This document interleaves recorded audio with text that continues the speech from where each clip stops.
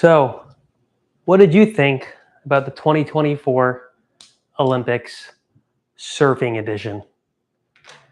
I think overall, it did the sport of surfing a great service. It also made surfing look pretty bad A. That wave that they were surfing can get even crazier, way more dangerous at Teahupo'o. The conditions were not that crazy, but trust me, if you were there surfing, you'd be pissing yourself. And that reef got extremely shallow on the inside.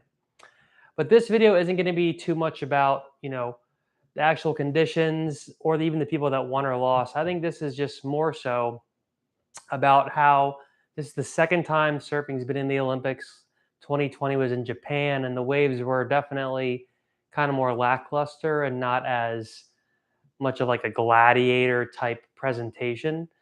So this really, I think, opened the eyes to a lot of people on what surfing is. I mean, in the surf world, we think surfing is everything, but to the general public of the entire world, surfing isn't that much. I mean, I think in general, like there's a pretty small percentage of people who even surf due to being near the coast. Now, surf parks and these wave pool machines are making that way different.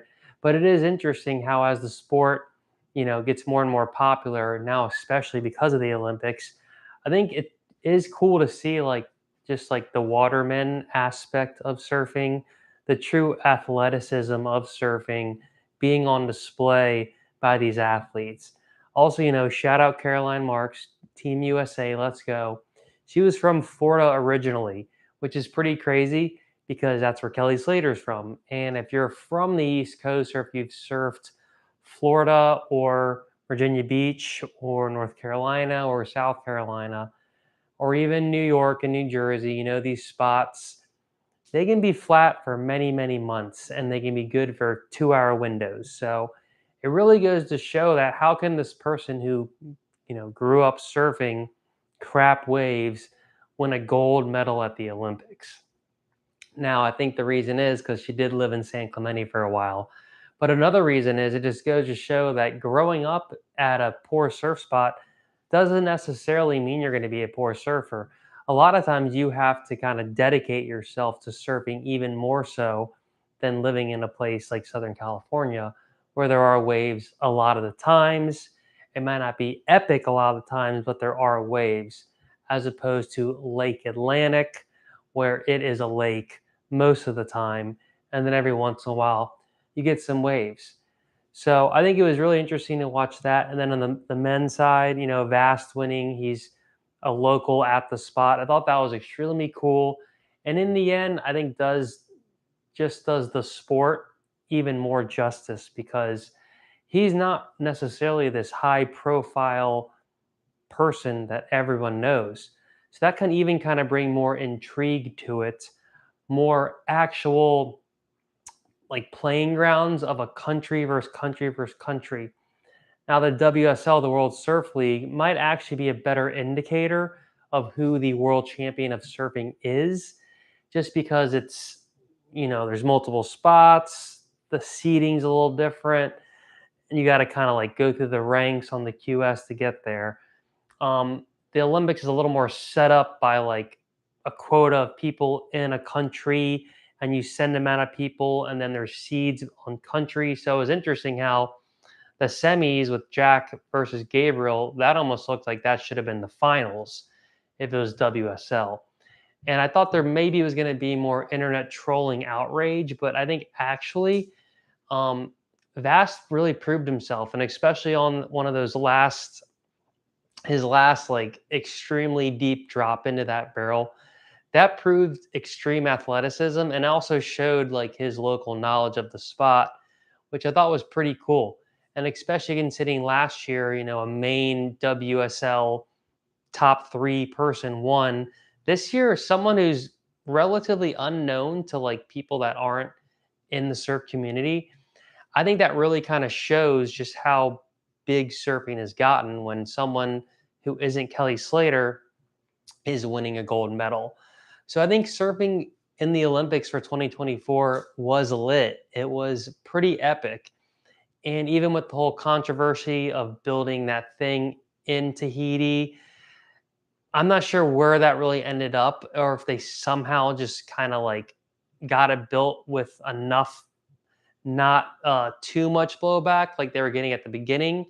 And hopefully, I mean, the wave was breaking. Hopefully, that doesn't do any lasting damage. But it was interesting how they really had to like push that through the bureaucratic bull SHIT just to make that happen. When in reality, like, did that really need to happen? I mean, don't come cancel me, Olympics. But in the end, I think it was all good. And if you even looked at like the judges of the Olympics, they had like 12 people. And it's kind of crazy how they literally list their names and where they're from. It's like kind of sketch, like which we're in the WSL, it's a lot more like of a secretive thing. You don't know who's the judge. So I thought that was pretty interesting how you know all the judges, which I guess is good, but at the same time, it's kind of sketchy. Like, oh, they're gonna come find you now as they know you judge the event. And they're not gonna like that very much. So I think overall, though, this is gonna be kind of a quick stream, and also smash that subscribe, smash like. Let me know if you agreed if the Olympics was a success for surfing. You know, as some of these other more action sports have become popular, and it's interesting too as you see like there's some random sports you've never even heard of. I mean, I think I saw there was like 3-on-3 basketball as a sport, and then just like these things, you're like, oh, this is like an Olympic sport. Why hasn't surfing been in the Olympics for this long? So it's pretty cool. And I think it was a success for their second go at the Olympics. And a big kind of star didn't take home the gold this year. I mean, the silver and bronze, those guys are in the top, 5 for the last couple of years. And the gold is, more of a local hometown hero. I thought that was pretty cool because that can be kind of rare these days, especially with, how much it costs to be an athlete, especially in the surfing realm, as it gets more expensive to travel and it gets more expensive to have sponsors, you know, like providing this lifestyle for you so you can be a professional surfer.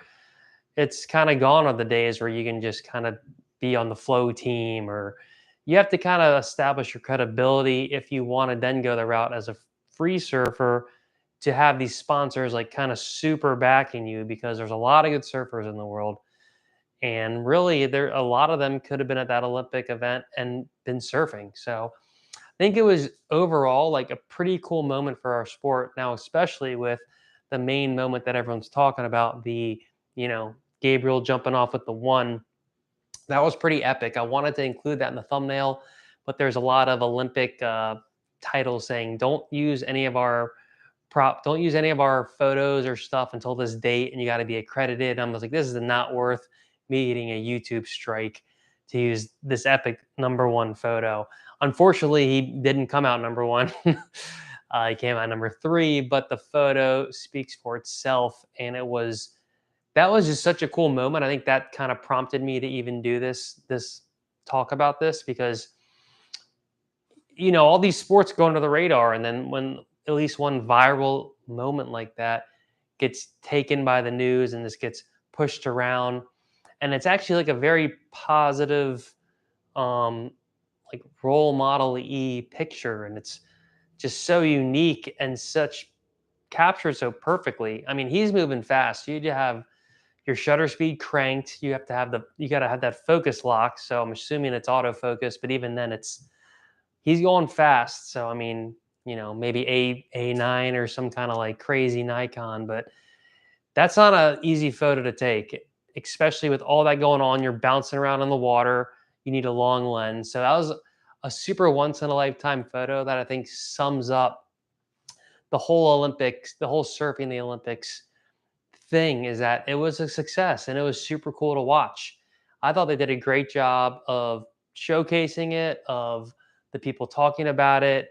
Everyone was in the know. It didn't seem like there was just some crazy outsiders that had come in and just did this Olympic thing without like the core surf community having some input. So I thought that was really cool. And it turned out, I think, lit.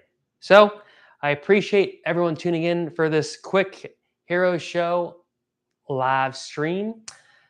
Again, please smash the subscribe if you like these surf videos. I also do kind of board reviews. I have more of like a video tech side of the channel as well, where we talk about like cameras, cables, technology, tripods, and they kind of all go hand in hand. I grew up making skateboard and surf videos, and it's really cool that now there's so much technology there. But right now, literally, I'm live streaming with the same camera that I could shoot like a surf movie with, or do vlogs with, and then and it looks amazing. And it's like literally just live streaming 4K into YouTube.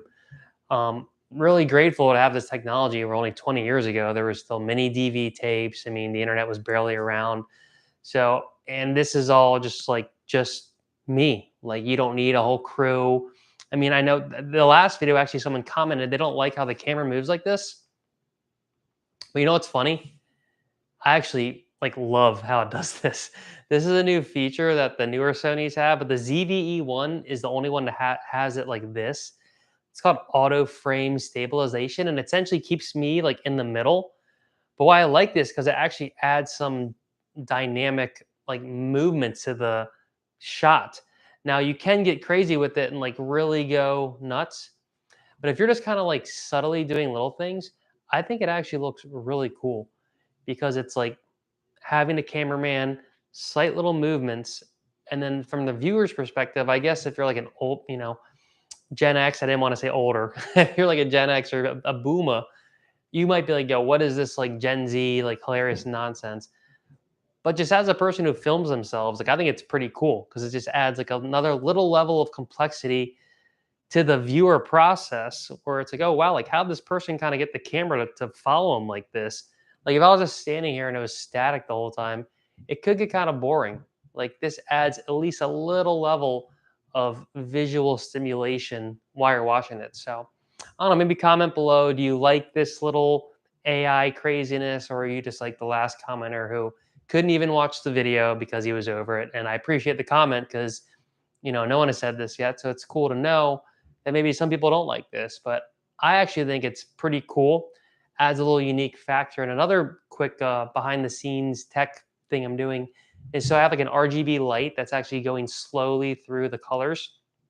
And I like to have that as the background light, almost like bouncing off the back of the wall. I'll show you right here. So I'll watch. It's going to go through all the colors. And this thing's pretty cool, because I'll go over here so you can see it. It just like, it's like the camera, it adds another little level of visual stimulation. So you're not just sitting there not moving, just high key lighting, boring, and nothing's going on. You're moving, there's some colors going. It's like, this is kind of, I guess my goal here is to like attempt to capture people's attention, because now we all have 4-second goldfish attention spans from the TikTok that gave us brain rot. And from the analytics, I actually think it is working well. Live streaming, on a good schedule and trying to keep your topic niche base is going to help your channel find your audience and kind of keep them coming back. I think for me, it's like that balance between the camera talk stuff and the surfing or snowboarding stuff, trying to merge them together. But kind of staying on topic with your live stream is going to help the audience and help the YouTube algorithm that we're all, slaves to.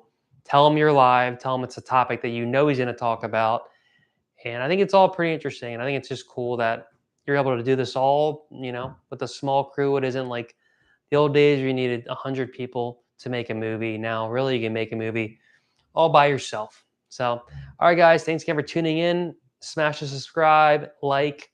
Let me know in the comments if you like the videos, if you thought the Olympics were cool, or if you thought they were just super lame and you were like, surfing the Olympics, that's like freaking lame, man. Like counterculture shouldn't be in that. Because I think actually it's gotten pretty cool. And I think the numbers are up. And I think we're back for 2028. So we out of here. Till next time. Peace.